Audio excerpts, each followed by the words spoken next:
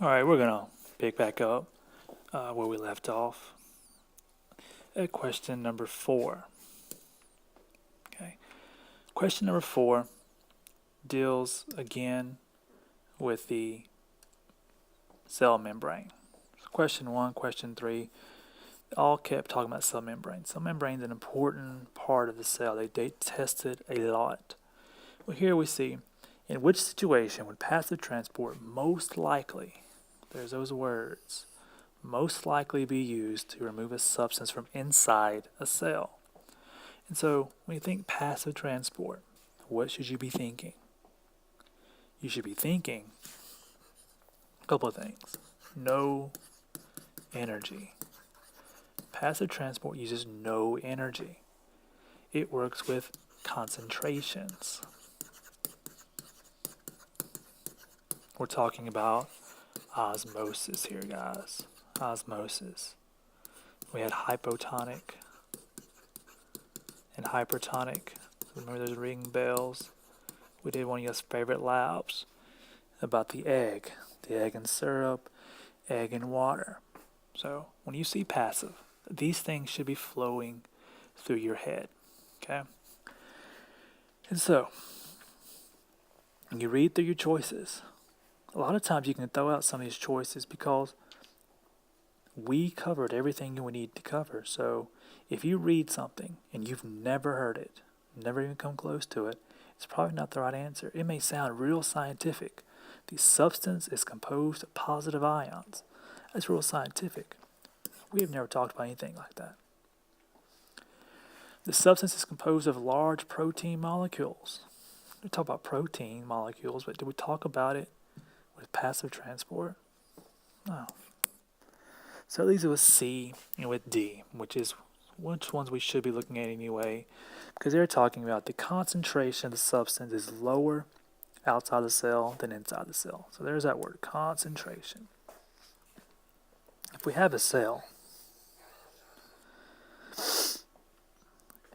the question says, which situation would passive transport most likely be used to remove a substance from inside the cell? So we want it to move out of the cell. Well, for that to happen, we need to be thinking about concentration gradients. Concentration moves from high to low, where there's a lot to where there is none. So if we want it to move out of the cell, we want it to be high on the inside and low on the outside. That situation we want. So we just need to find the choice that fits that situation. Concentration of the substance is lower outside the cell than inside the cell. And if we see, that is the correct answer. C is correct. I'm going to go through and look at D. Concentration of the substance is higher, which is opposite. If it was higher, the substance was higher, high here, low here, it would go into the cell. And so that goes against what the question is asking for. And so C is the correct answer. So let's go ahead and let's look at question number 5. Question 5. A plant cell contains a large membrane-bound sac-like structure that stores materials such as water, salts, proteins, and carbohydrates. When this sac-like structure is full, it makes the cell rigid, which enables a plant to stand up straight. This sac-like structure is most likely what organelle? All right, so let's look here. Nucleus, we should be thinking DNA. Before we start looking, let's look at the question itself. What's this question asking for? We're looking for a large membrane-bound sac-like structure.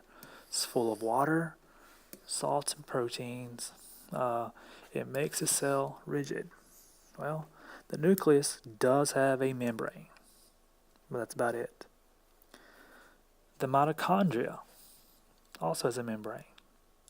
The chloroplast also has a membrane, but only one of them Vacuole also has a membrane, but only one of them is used for storage.